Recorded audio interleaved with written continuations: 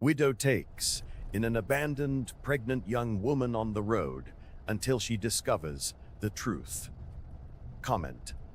Telling me what you thought of this story, giving a score from 0 to 10, and comment what city you are watching me from. I really want to know if you liked my story, and I want to get to know you better. So please subscribe to my channel to support my work. I am counting on your help. The sun-baked highway stretched ahead like an open wound across the red dirt of West Texas. Martha had taken that fork without thinking, driven by an impulse she couldn't name, while the engine of her old pickup truck rumbled low and dust billowed up the sides. She had an appointment in town and a set route, but that day something pulled her down the wrong path. And that was when she saw her. A young woman was lying face down in the middle of the road, her dark hair scattered in the dirt. Martha slammed on the brakes, the truck groaning until it stopped just feet away from the girl, followed by a silence that was too heavy, with no birds singing and no engines in the distance, just the hot wind beating against the windows. Martha stepped out slowly, her heart racing and her head full of doubts, because that road was too isolated, and that girl being there alone was too strange.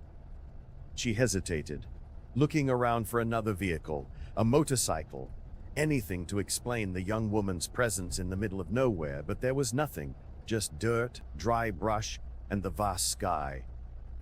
That hesitation cost her dearly, because while Martha was still pondering whether to approach or call someone first, the young woman collapsed onto her side, her body going completely limp, her head hitting a stone, and she remained completely still. Martha ran, kneeling beside the girl, feeling a weak, irregular pulse, noting she was burning up with cracked lips and skin as dry as old paper, and then Martha saw her belly. She was pregnant. Martha carried the girl to the truck with a strength she didn't know she still had, her body too light for someone carrying another life inside, settling her in the back seat, grabbing a water bottle from the front, and slowly wetting her lips, but the girl didn't react. Martha started the engine and floored it toward town, arriving at the small county hospital with its peeling walls and a single doctor on call.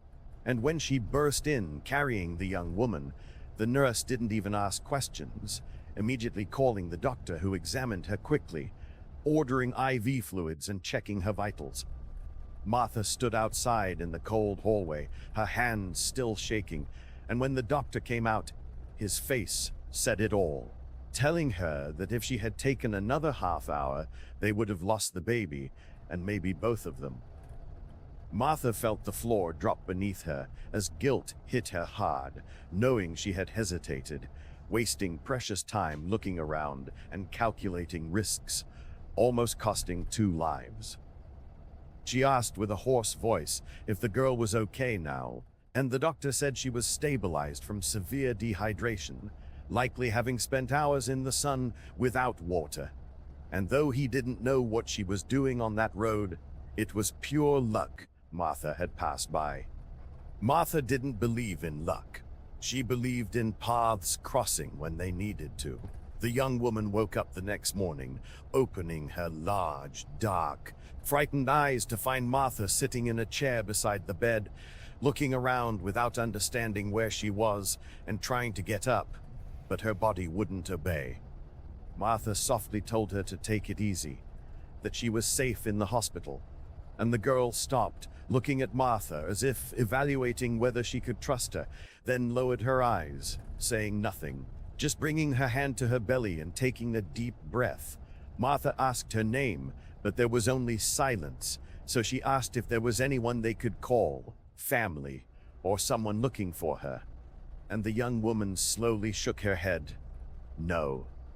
Martha sat there observing, knowing that kind of silence. The silence of someone who learned that speaking costs too much and who prefers to swallow the pain rather than risk getting hurt again, having spent 3 years in a similar silence herself after her husband Sam passed away, eating alone, sleeping alone, and only talking to the chickens in the yard. Suddenly, words slipped out before Martha could think it through. telling the girl she could stay with her in her small farmhouse where there was enough room to recover. The young woman looked up in surprise, and Martha saw something in that gaze that made her certain she had made the right choice. 2 days later, Martha took the girl to her ranch, a simple place with a tin roof, concrete floors, chickens in the yard, a sprawling pecan tree Sam had planted years ago, and a wooden fence that needed painting. The young woman walked in slowly, looking at everything as if measuring whether the place was real or about to vanish, and Martha showed her the back room with a bed and a small closet, clean if not much else, and the girl nodded, still having not spoken a word. For the first few days, she barely left the room, eating little and sleeping a lot, while Martha respected the silence, leaving food on the table, knocking lightly to let her know, and going out to tend the chickens, hearing the bedboards creak at night, and knowing the girl was awake, staring at the ceiling and thinking about things Martha couldn't imagine. It was only on the 5th day that the girl finally spoke, murmuring the name Jessica from the kitchen doorway while Martha was washing dishes. Martha dried her hands on a dish towel, smiled, and introduced herself, and Jessica nodded, lingering a moment, as if wanting to say more before returning to her room. But as Martha went back to the dishes, she knew it was a small beginning, but a beginning nonetheless. The following week, Mary showed up, a nosy neighbor who lived a couple of miles down the road, and had a reputation for knowing everything happening in the county before it even happened, knocking on the door with a freshly baked cornbread and a smile that didn't reach her eyes. Martha knew Mary wasn't there out of charity but to snoop, yet she couldn't just turn her away without seeming rude, so she invited her in. Mary looked at everything, greeting Jessica with a curiosity disguised as friendliness, asking seemingly innocent questions that carried weight, finding out Jessica was from out of town and had no family left, to which Mary offered exaggerated pity and exchanged a look with Martha. When Mary finally left, she left behind more than cornbread. She planted a seed of suspicion, mentioning she had seen a dark truck driving slowly down their road lately, as if looking for something or someone. The air grew heavy as Martha denied seeing it, but Mary's knowing smile lingered, and that night, Martha couldn't sleep, staring out the window, listening to the crickets and thinking about the dark truck and the girl sleeping next door, knowing something wasn't right, and relying on her lifelong instinct for reading the signs of an approaching storm. By the 2nd week, Jessica started coming out more, just enough to sit on the porch and watch the red sunset over the plains, while Martha kept busy peeling potatoes or mending fences, letting the silence do its work, until Jessica finally asked if Martha had always lived there. Martha looked up from the wood she was sanding, explaining she was born a few miles away and moved into the house with her husband 43 years ago, and when Jessica asked about him, Martha said he passed away from a heart attack 3 years ago. Jessica offered her condolences, and the silence returned. But it was lighter now, until Jessica spoke again, revealing she used to work on a massive cattle ranch owned by a powerful and important man. But she saw things she shouldn't have seen, like documents and names of people who shouldn't have been on those papers. Martha's stomach tightened, knowing well that out in the country land was power, and power bought silence, and when she asked if Jessica had left, the girl explained the boss let her go, likely thinking a poor voiceless girl without family wouldn't do anything. Martha finally looked at her and asked about the baby, and Jessica held her belly, clarifying it wasn't his, but her late boyfriend's who died in a motorcycle crash, leaving her alone and pregnant, which was why she kept working to save money. Martha nodded, asking no more but keeping every word in mind, and that night, drinking reheated coffee, she realized something didn't add up. If Jessica was let go, why was someone looking for her, and why did the sound of an engine terrify her? That was when Martha noticed Sam's photograph was missing from the living room shelf, next to the old clock, a picture taken years ago at a local cattlemen's association meeting.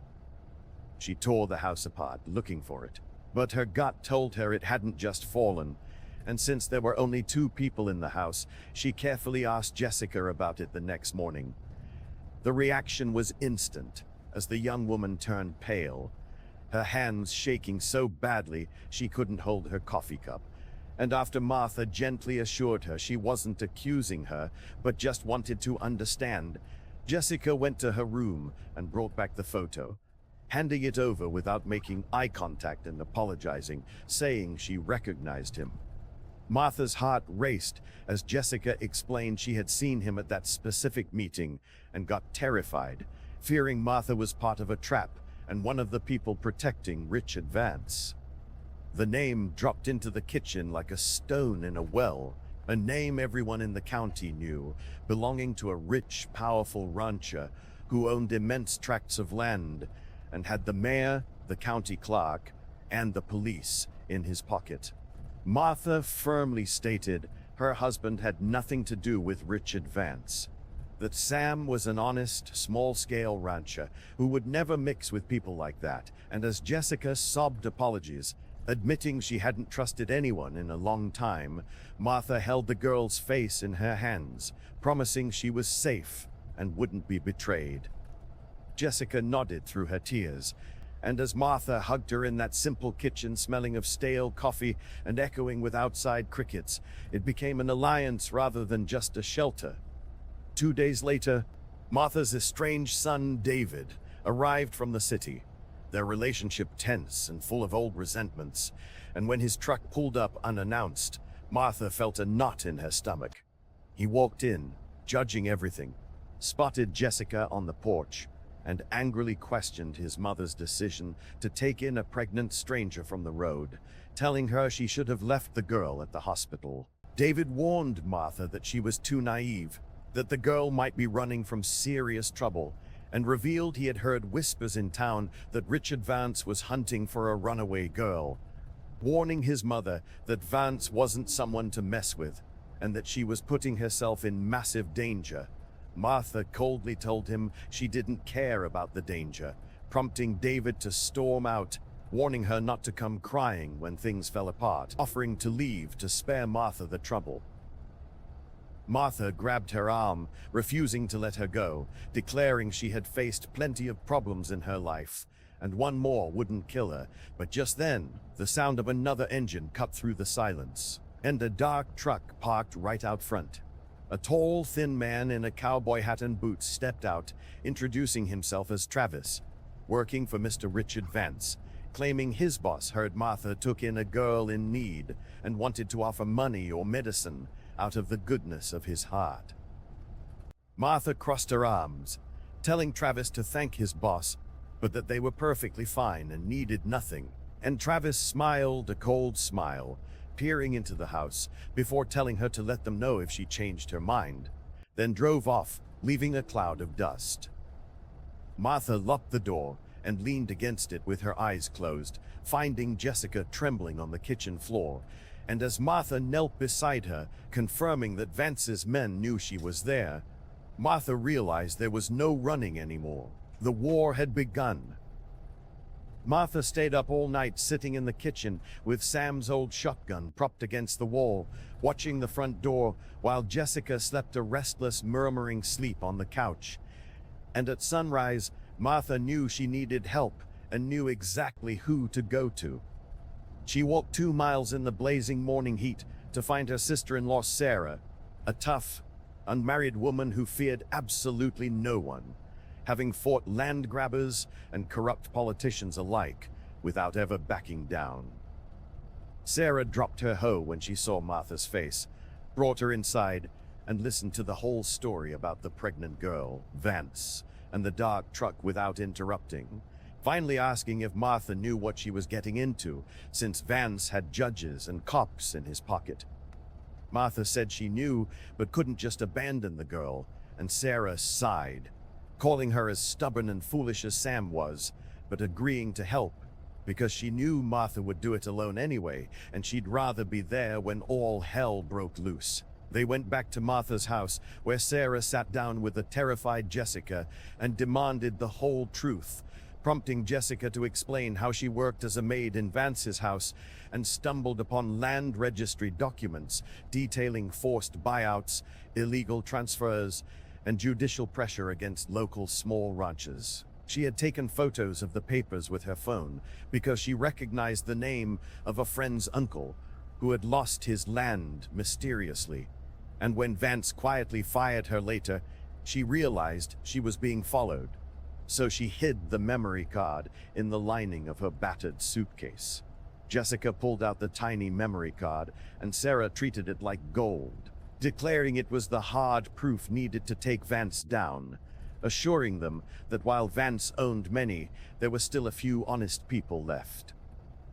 Sarah headed to town and returned with Martha's nephew Michael, a serious county clerk who analyzed the photos on his old laptop, confirming they held explosive evidence against big names and documented 15 illegal property transfers, warning them that if they missed their shot, Vance would bury them all.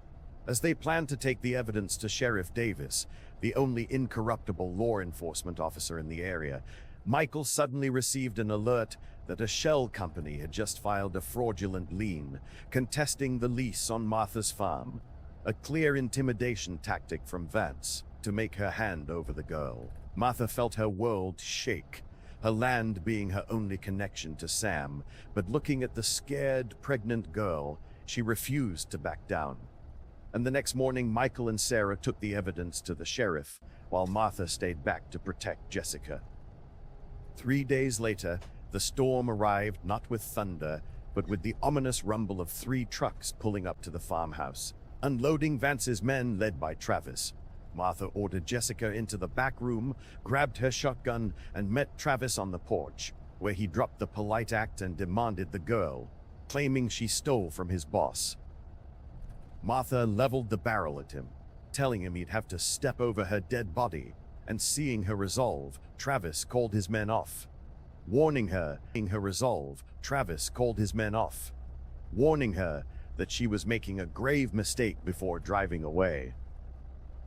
Later that afternoon, Sarah returned saying Sheriff Davis was building a case, but urgently needed Jessica to give an official statement at the station, so the 3 women drove to town, keeping a watchful eye and a hidden shotgun, and Jessica spent 3 hours detailing every crime to the sheriff, who promised to try to get them protection, but warned them to be careful, as taking down a man like Vance would take time. That night back at the ranch, Jessica's water broke a month early, due to the sheer stress and terror. But when Martha grabbed the keys to drive her to the hospital, she saw 2 of Vance's dark trucks blocking the ranch entrance, trapping them completely. With no other choice, Martha and Sarah boiled water, gathered towels, and worked through the long, agonizing night, coaching Jessica through the grueling labor until, just as the sun broke over the horizon, the sharp cry of a healthy baby boy filled the house. Days later, Michael came running with the local newspaper, showing a handcuffed Richard Vance on the front page, arrested for massive land fraud, thanks to Jessica's evidence, Sheriff Davis's relentless work, and the quiet courage of honest people. Vance wasn't put